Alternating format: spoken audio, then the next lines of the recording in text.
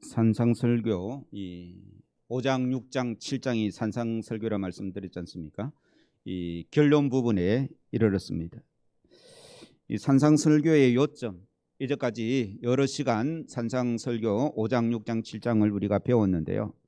이 요점을 한번 정리해 보겠습니다. 설교는 매주일 듣는데 기억나는 게 있습니까? 예? 비판하지 말라. 예, 지난주 설교, 지난주 설교죠, 그죠? 비판하지 말라. 하나만 붙들어도 됩니다. 그런데 이 산상설교의 이 가장 요점, 가장 중요한 점은 무슨 말인가 하면 같이 한번 읽겠습니다. 시작. 그리스도인들은 세상 사람들과 달라야 한다.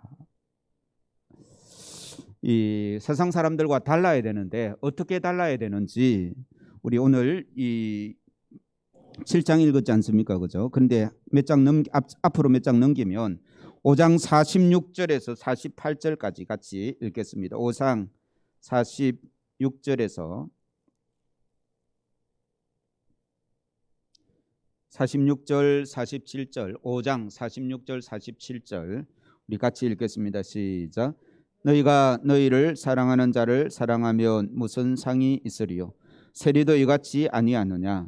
또 너희가 너희 형제에게만 무난하면 남보다 더하는 것이 무엇이냐? 이방인들도 이같이 아니하냐? 그러므로 하늘에 계신 너희 아버지의 온전하심과 같이 너희도 온전하라. 그러니까 우리 그리스도인들은 세상 사람들과는 달라야 되는데 이 이방인, 세리, 세상 사람들을 이야기합니다. 그런 사람들도 사랑하는 사람은 사랑한다는 겁니다.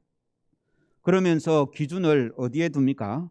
세상 사람들을 기준을 둡니까? 아니면 우리의 기준을 어디에 둡니까? 48절 보세요. 같이 읽었으면 기준이 누굽니까?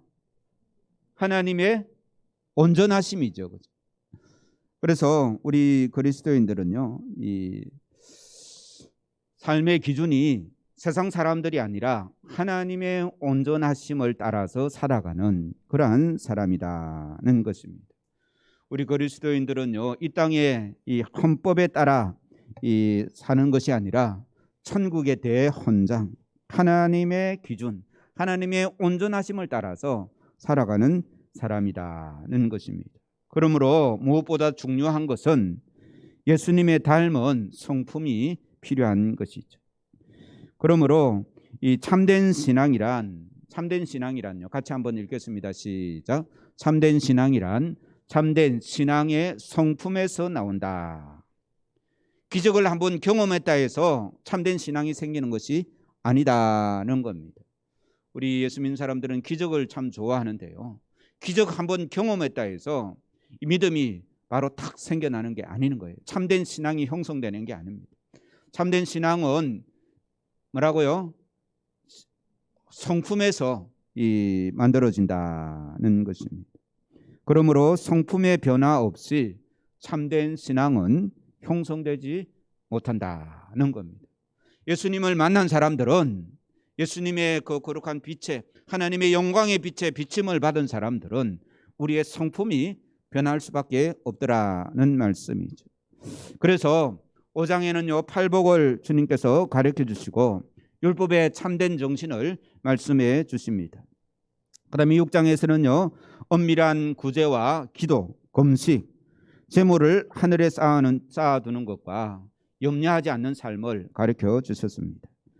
그리고 7장에서는요, 다른 사람을 정죄하거나 비판하지 말고 오히려 나에게 없는 사랑을 위해서 구하고 찾고 두드리라 라고 지난주까지 우리가 배웠습니다. 그리고서는 오늘 본문의 말씀인 12절을 주시는 것이죠. 이 말씀은 12절의 말씀은 신구약 전체에 흐르는 핵심 메시지다 라고 이렇게 말씀하고 있습니다. 우리 12절 말씀 같이 읽겠습니다. 시작. 그러므로 무엇이든지 남에게 대접을 받고자 하는 대로 너희도 남을 대접하라. 이것이 율법이요 선지자니라. 여기서 율법이요라는 말은 모세오경 있지 않습니까? 그죠? 창세기, 출애굽기, 레위기, 민수기, 신명기, 이것의 가장 핵심적인 말씀이 뭐라고요? 대접을 받으려거든 남을 대접하라는 말씀입니다. 그다음 이것이 율법이요 선지자니라라는 말씀은 무슨 말씀일까요? 이 구약의 12 선지서, 이사야, 예레미야, 에스겔, 다니엘 하면서 시작되는 선지서 있지 않습니까? 그 선지서의 가장 핵심이 무엇이라고요? 남을 대접하라는 말씀이라는 것입니다. 그러므로라는 말은 지난 시간에 배웠죠, 그죠? 이 앞에 했던 모든 말씀의 결론이 뭐라고요? 이 결론이다는 말씀인 것이죠. 그래서 형제를 비판하지 말라는 말씀은 소극적인 말씀이고요, 그죠? 소극적이잖아요. 비판하지 않는 것은 소극적입니다. 비판하지 않고 어떻게 하라고요? 이 대접을 적극적으로 대접하라는 것은 이 적극적인 그러한 말씀인 것이죠. 형제를 사랑하려고 하면 단순히 비판하지 않는 것으로 끝나는 것이 아니라 적극적으로 어떻게 해야 된다고요? 그를 대접해야 된다는 것입니다.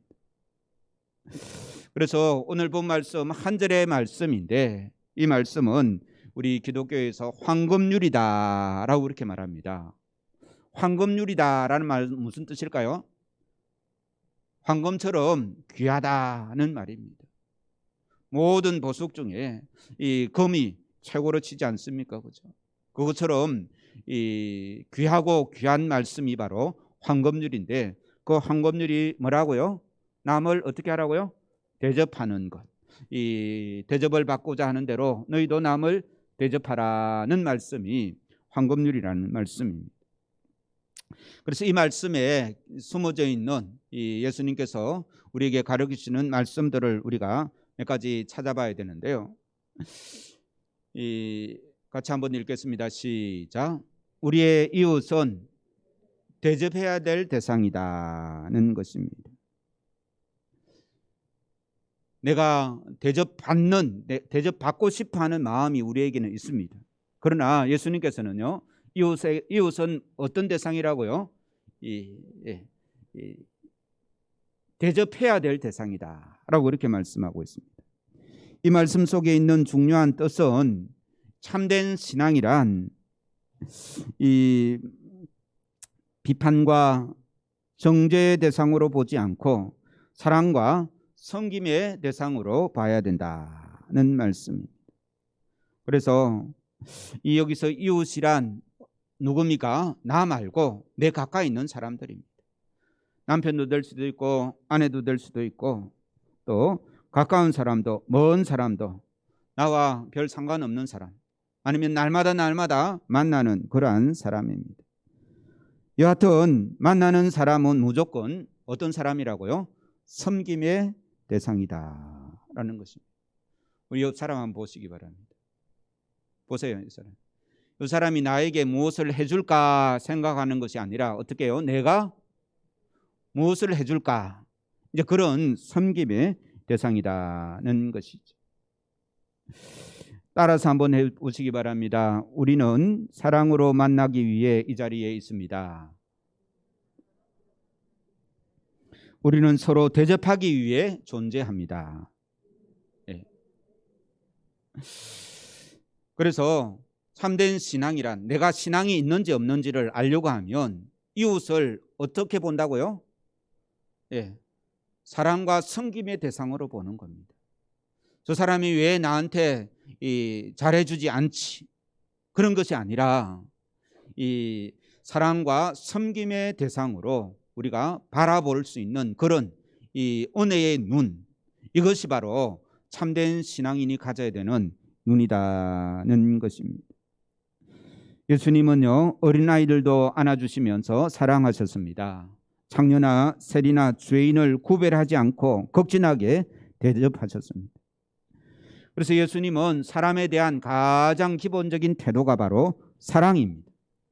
우리가 그 사랑을 배우기 위해서 이 성경 말씀을 읽고 또 배우는 것이죠. 그래서 예수 믿는 사람들은 세상 사람들보다 무엇이 더 많아야 되겠습니까? 사랑이. 그 사랑은 어디서 나온 사랑입니까? 하나님의 사랑입니다. 그 하나님의 사랑을 조금 더 풀어 설명하면 어떤 사랑입니까? 우리 죄를 대신해서 십자가에서 죽으신 예수 그리스도의 그 십자가의 사랑입니다. 세상 사람들은 자기를 사랑하는 사람만 사랑합니다. 미워하는 사람은 미워하는 것이죠.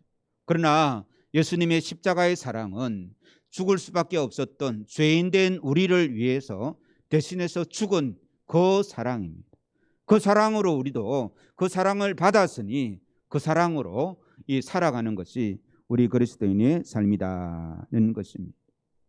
그런데요, 이 예수님의 말씀을 보면 조금 다른 각도에서 섬기고 대접하고 사랑을 해야 될 그러한 말씀도 주십니다.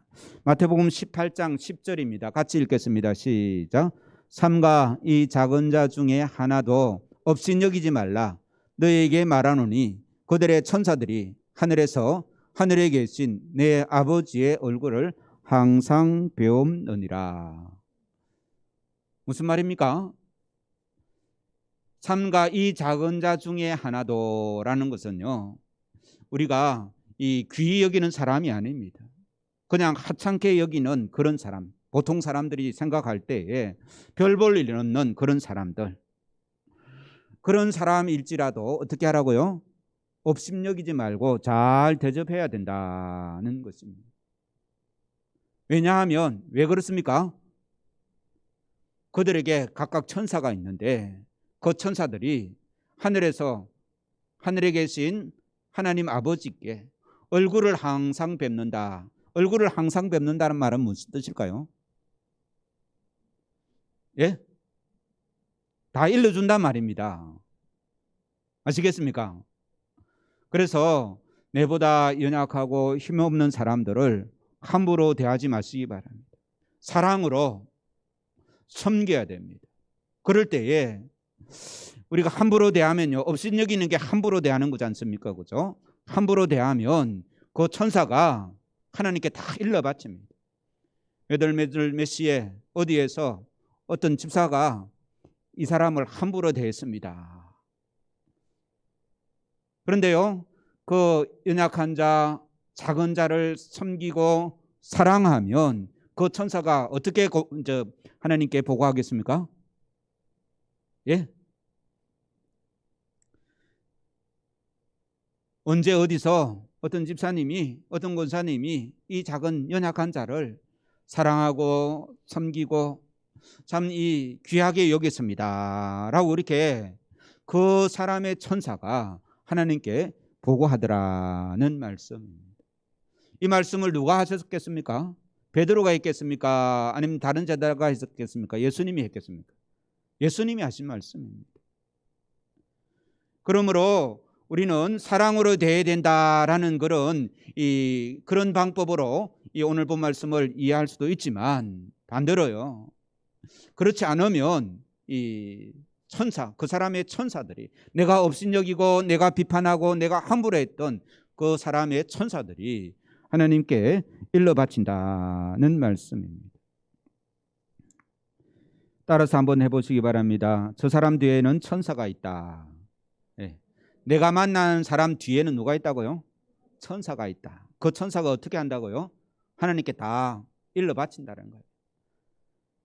내가 함부로 업신여기고 비판하면 비판하는 그것을 어떻게 한다고요? 일러 바칩니다. 그러나 사랑하고 섬기면 그 사랑하고 섬긴 것을 그 천사가 기억해서 하나님 앞에 다 또 보고를 하더라는 것입니다. 그러므로 우리는 이웃은 비판의 대상이 아니라 섬김의 대상이다. 내가 대접해야 될 대상이다 라고 이렇게 고백하고, 오늘 이 말씀을 주님께로부터 받는 복된 은혜가 있기를 주의 이름으로 축원합니다. 그렇기에 이 말씀은 네 이웃을 내 몸과 같이 사랑하라는 말씀과 연결되고, 그래서 율법과 선지자의 핵심이 되는 말씀인 것이죠. 그래서 이런 말씀을 배우는 사람들은요, 내 사랑이 더 커지도록 늘 기도해야 됩니다. 늘 배우기는 배우는데요, 내가 변화되지 않고 내가 하나님 말씀에 순종하지 않는다면 참 큰일인 것이죠. 성경 여러 곳에 이렇게 서로 대접하고 서로 세워주고 서로를 섬기라고 말씀하고 있습니다. 로마서 12장 9절 이하 같이 읽겠습니다. 시작. 사랑에는 거짓이 없나니 악을 미워하고 선에 속하라. 형제를 사랑하여 서로 우애하고 존경하기를 서로 먼저 하며 부지런하여 게으르지 말고 열심을 품고 주를 섬기라. 소망 중에 즐거워하며 환난 중에 참으며 기도에 항상 힘쓰며 성도들의 쓸 것을 공급하며 손 대접하기를 힘써라 라고 이렇게 말씀하고 있습니다. 성도들의 쓸 것을 공급하며, 그 당시에 먹고 살기 힘들어하는 성도들이 많이 있었습니다. 특별히 예루살렘 교회는요, 큰 흉년이 들어가지고 굉장히 힘들었습니다. 그럴 때에 성도들은 자기의 재산까지 팔아서 같이 나누어 쓰지 않습니까? 손 대접하기를 힘쓰는 그런 삶을 사는 것이 우리 그리스도인의 삶, 예수님을 믿는 사람들의 삶인 줄로 믿습니다. 손님 대접을 잘해라는 말씀도 있지만요, 오늘 본 말씀에 비추면 다른 사람을 대접을 잘해라라는 말씀인 것입니다. 베드로전서 4장 7절 이하 같이 읽겠습니다. 시작. 만물의 마지막이 가까이 왔으니 그러므로 너희는 정신을 차리고 건신하여 기도하라. 무엇보다도 서로 뜨겁게 서로 사랑할지니 사랑은 허다한 죄를 덮느니라. 서로 대접하기를 원망 없이 하고. 너희는 남을 대접하라. 손 대접하기를 힘쓰라. 원망 없이 대접하라. 이 말씀들 속에서 우리 그리스도인의 삶의 본질이 무엇인지를 알 수 있는 것이죠. 그러므로 나는 대접받는 사람입니까? 아니면 대접하는 사람입니까? 저도 성도들을 어떻게 하면 조금이라도 더 섬기려고, 더 대접하려고 애를 쓰고 있습니다. 그래서요, 이 수요일에 오는 수요 예배 참석하는 사람들은 특별히 더 대접을 많이 받습니다. 권사님 맞죠? 그죠? 네. 가끔 뭐가 생기면 그 양이 많으면 주일날 우리 교인들에게 주겠는데 양이 그렇게 많지 않으면 어떻게 하겠습니까? 네. 수요일날 오시는 분, 새벽 예배 오시는 분, 자주 만나는 분들에게 제가 또 드리고 그렇게 합니다. 여러분들은 이 교회를 통해서 이 말씀을 공급받기도 하고 이것저것 또 공급받기도 하는데요. 그러면 여러분들은 그것으로 만족하지 않고 이 교회는 잘해주네라고 끝나는 것이 아니라 어떻게 해야 되겠습니까? 교회를 더 섬기려고 더 애를 써야 되는 거예요. 나는 대접받는 사람이 아니라 어떤 사람이라고요? 대접하는 사람으로 와야 되는 거예요. 한국교회 교인들이 요즘에 들어서 이 교회가 왜 이래? 이 교회가 나에게 주는 것이 뭐냐라고 그렇게 생각을 많이 하고요, 더 좋은 교회를 택해 갑니다. 나에게 더 많이 주는 교회로 택해 갑니다. 그건 올바른 신앙입니까? 그렇지 않습니까? 오늘 본문 말씀에 비교해 보면 올바른 신앙이 아닙니다. 대접받으려고 하는 신앙이라는 겁니다. 연약하고 부족한 교회를 택해서 내가 어떻게 하면 더 이 대접하고 봉사하고 섬길 게 없나, 그렇게 그런 신앙생활이 건전한 이 신앙생활인 줄로 믿습니다. 더 많은 이 욕구들을 채워주는 교회가 아니라 내가 더 많이 섬길 수 있는 교회를 찾아서 그 교회에서 헌신하고 그 교회를 세워나가는 일을 하나님께서 기뻐하시는 줄로 믿습니다. 그래서 나는 대접받는 사람이 아니라 대접하는 사람이다 라고 이렇게 고백되어질 때에 더 큰 은혜가 있는 줄로 믿습니다. 우리의 삶이 기쁨이 없고 즐거움이 없다면 내가 대접하지 않아서 그렇다라고 생각하시기 바랍니다. 나에게 사랑을 주는 사람이 없는 것은 왜 그렇습니까? 너희가 대접을 받고 싶거든 어떻게 하라고요? 남을 대접하라 했지 않습니까? 남이 나에게 대접하지 않는 것은요, 무엇 때문에 그렇습니까? 내가 남을 대접하지 않았기 때문에 그렇습니다. 엊그제 금요일에 저희 집에 이 택배 박스가요, 이만한 큰 게 하나 왔습니다. 그 사람 박스 안에는요, 이 생활용품 여러 가지들 가득 들어 있고 또 먹을 것도 가득 들어 있었습니다. 그 택배가 뭐 때문에 왔는가 하면 저희 아이가 퇴근하다가 이 컴퓨터 비슷한 태블릿이라는 게 요즘 젊은 사람들이 갖고 있는 게 있습니다. 그 태블릿을 주워가지고 주인한테 전화해가지고 이제 찾아주었죠. 그러니까 잃어버렸던 물건을 받은 사람은 너무나 감사해서 이 택배를 크게 그렇게 보낸 것입니다. 그렇게 저희 가정은 찾아주는 기쁨과 또 받는 기쁨을 누렸습니다.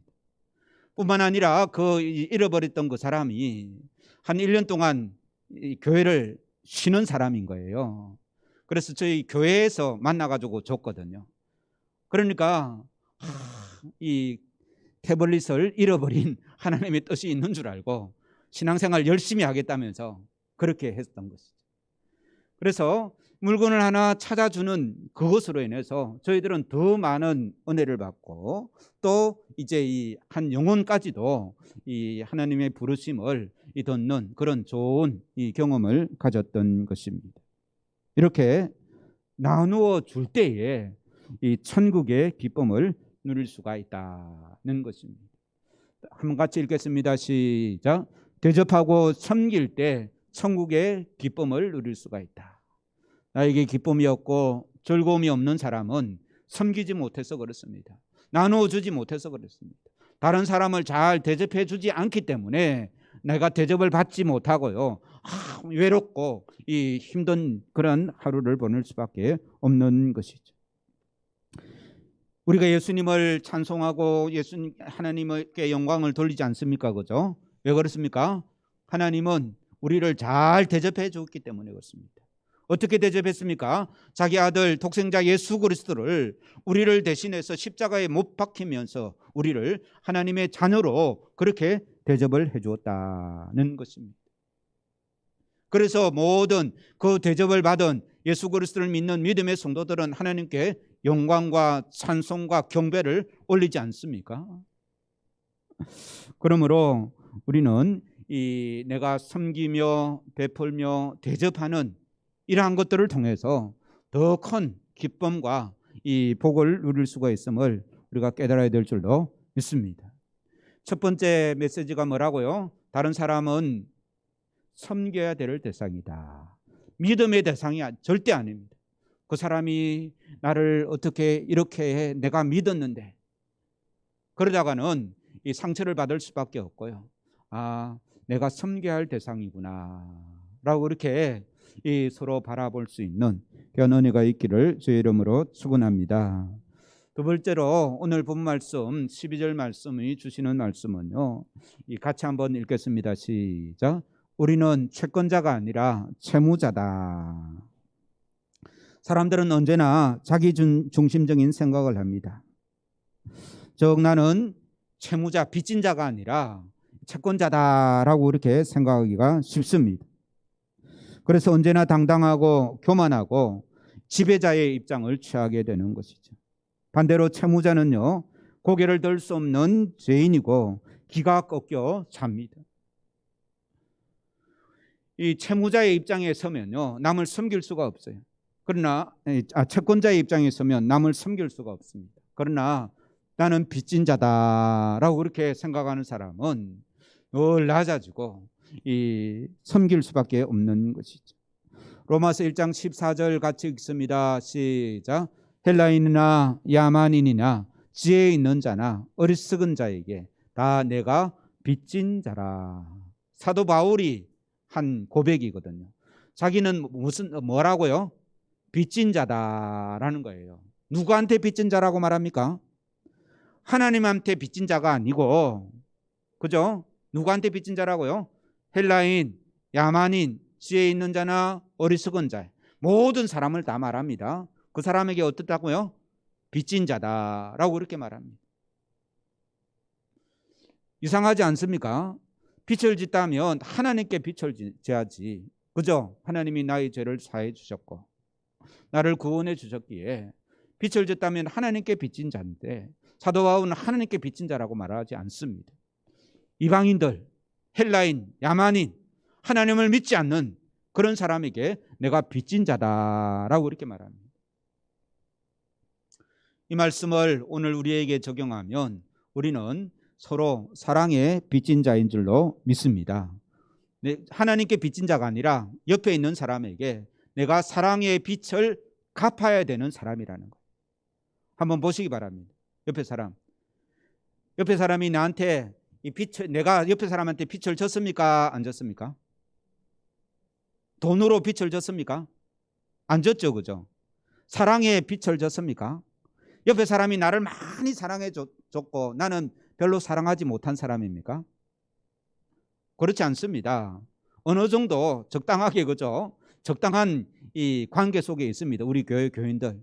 물론 그 중에 좀 미워했던 사람은 또 이제 내가 회개해야 되는 그런 것도 있겠지만, 평균적으로 보면 사랑의 빚도 안 졌습니다. 그런데 사도 바울은 하나님을 알지 못하는 사람에게 이 빚을 짓다라고 말하는 것은 무슨 말입니까? 우리가 사랑해야 될 의무가 있다라는 거예요. 그러니까 하나님의 사랑을 받은 사람은 다른 사람을 사랑해야 될 의무가 있는 거예요. 그러므로 빚을 진 거죠. 내가 사랑하지 못하는 그것이 빚진 겁니다. 이해하시겠습니까? 누구에게 빚을 졌다고요? 하나님께 빚진 게 아니고 내가 이웃을 사랑할, 내 몸과 같이, 내 이웃을 내 몸과 같이 사랑하라라고 말씀하셨죠, 그죠? 그 말씀을 받은 자로서는 내가 사랑하지 못하니 사랑의 빚을 누구한테 졌다고요? 이웃한테 졌다라는 거. 그러므로 나는 채권자입니까? 채무자입니까? 빚진 사람인 거예요. 빚진 사람. 누구에게 빚진 사람입니까? 예, 옆 사람에게 빚진 사람입니다. 만나는 사람에게 빚진 자라는 겁니다. 우리 옆에 사람 보시면서 내가 빚을 갚겠습니다. 예, 예. 빚진 자인 거예요.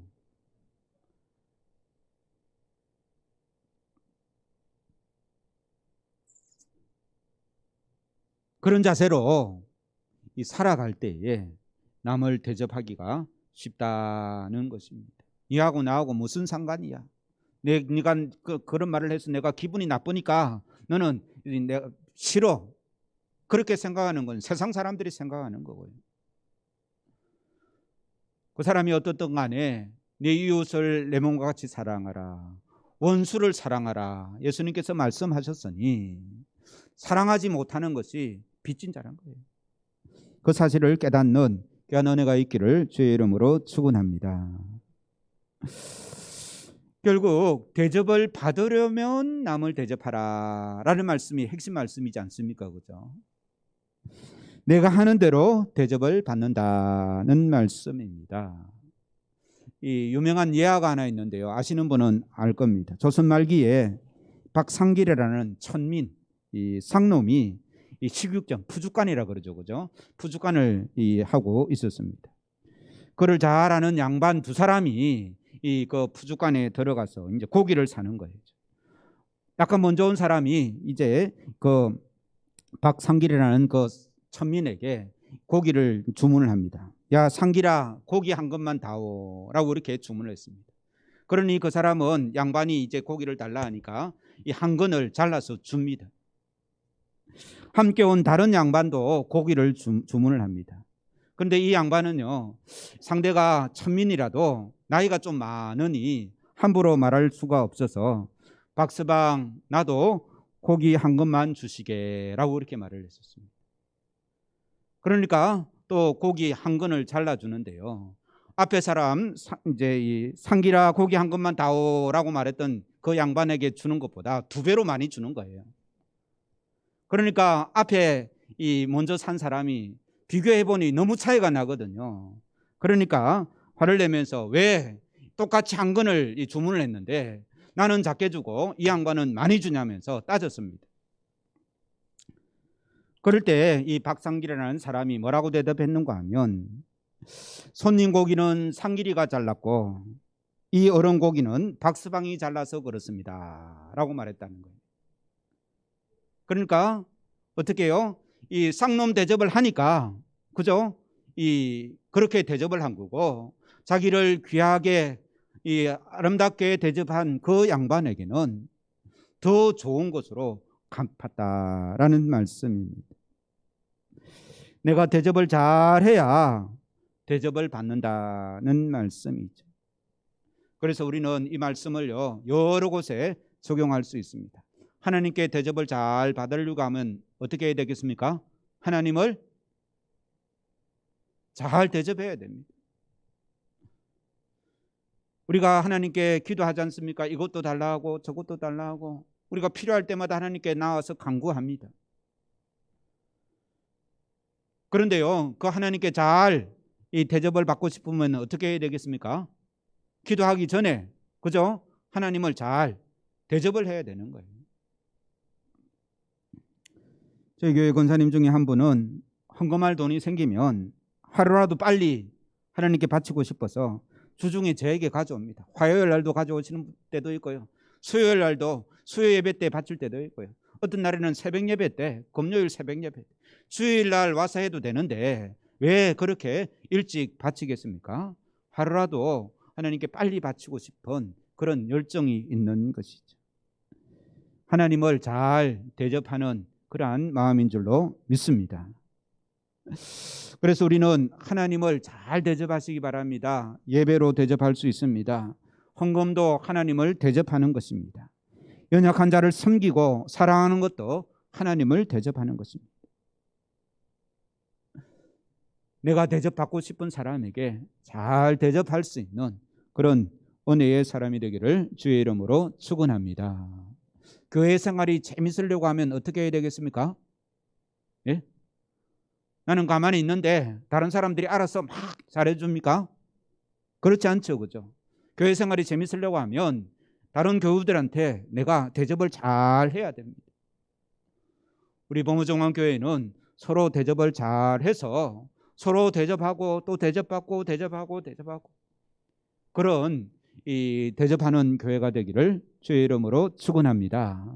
그냥 주일날 예배만 탁 드리고 그냥 가서 일주일 동안 혼자 있으면 아무도 대접하는 사람이 없어요. 서로 대접할 줄 아는 그런 성도들이 대접받는다라는 우리 주님의 말씀을 기억하는 그런 은혜가 있기를 주의 이름으로 축원합니다. 마지막으로 결론인데요, 남을 대접하라. 오늘 12절 말씀을 이해하기 쉽습니까? 이해하기 어렵습니까? 쉽죠, 그죠? 어려운 말씀이 아닙니다. 그렇죠? 분명하죠.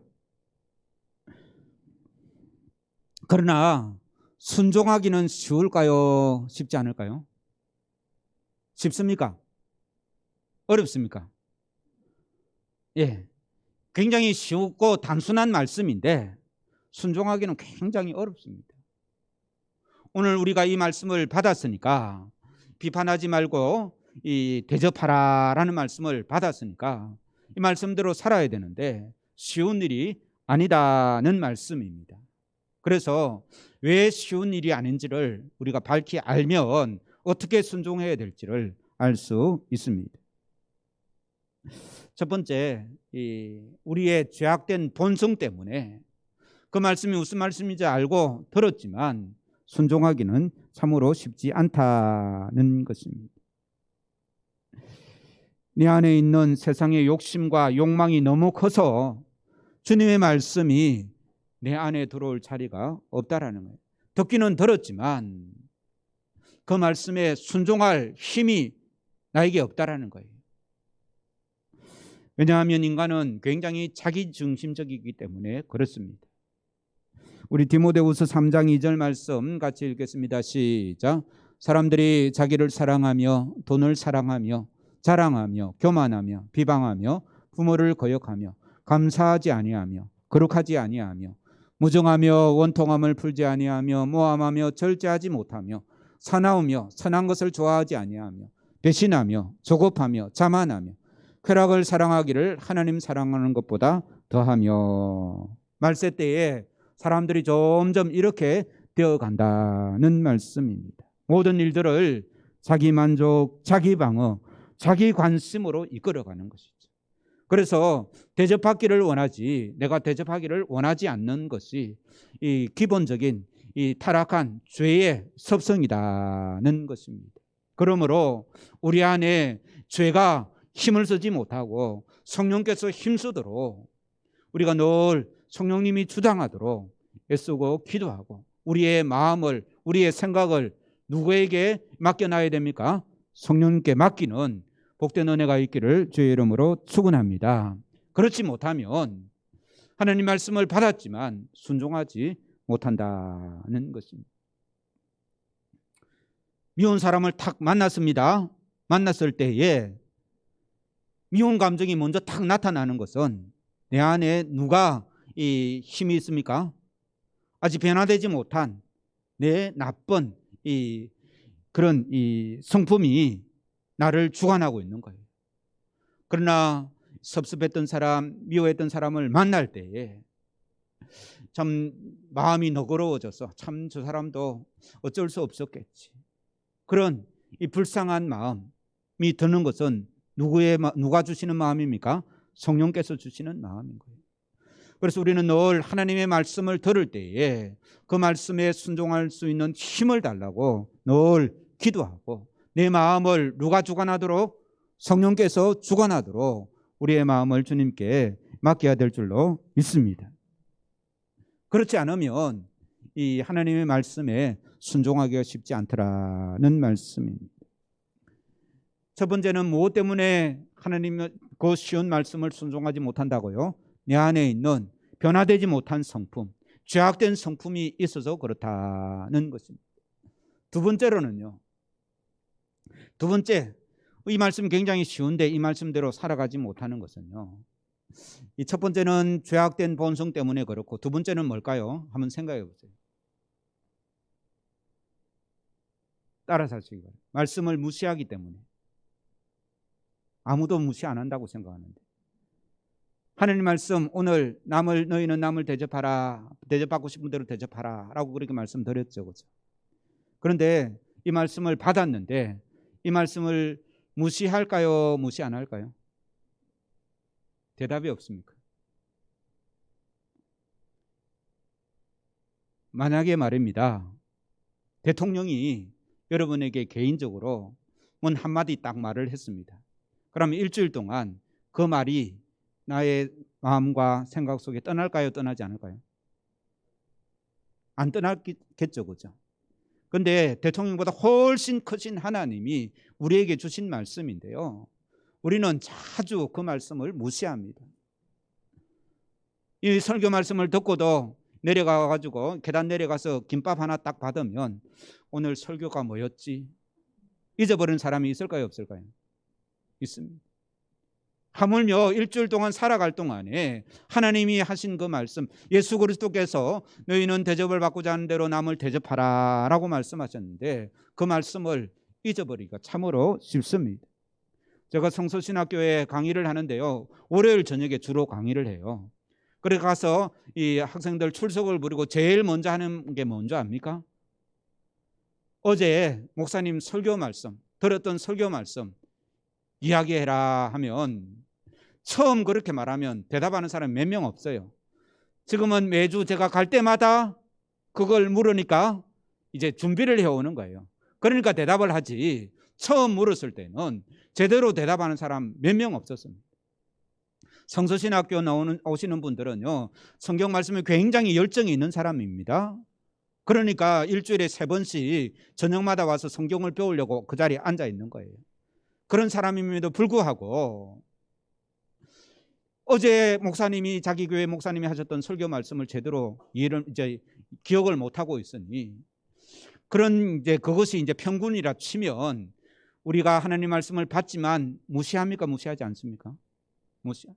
하나님 말씀을 받은 사람이 하나님 말씀을 무시하지 않으려고 하면요, 주보에 그 말씀을 기록하고 아니면 매번지에 기록해서 가장 핵심적인 말씀, 아니면 제목이라도 기록해서 눈에 잘 보이는 것에 붙여놓고, 오늘 나에게 주신 말씀이 이 말씀이지, 이 말씀을, 그 본문 말씀을 외우려고 하고, 그 본문 말씀을 계속해서 묵상하고 그 본문 말씀을 순종하려고 애를 쓰는 사람이 하나님 말씀을 받아서 순종할 수 있지, 한번 듣고 그렇지 하고 돌아서서는 다 잊어버리는 거예요.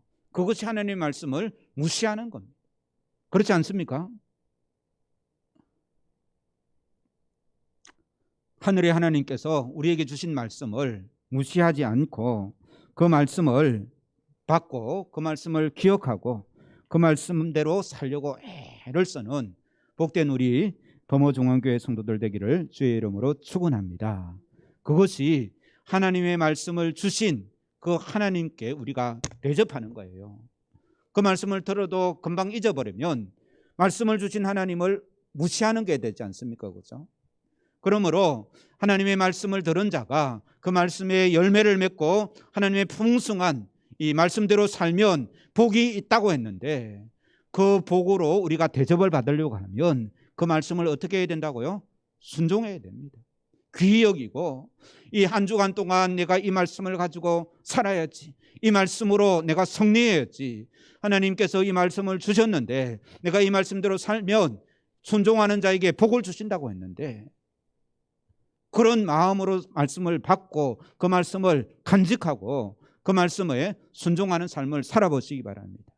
그러면 하나님의 귀한 복들을 우리에게 풍성하게 내려주실 줄로 믿습니다. 이것이 우리가 말씀 받은 자의 이 자세고 하나님을 대접하는 줄로 믿습니다. 오늘 찬송가 우리 부르면서 오늘 말씀 생각하겠습니다. 218장입니다.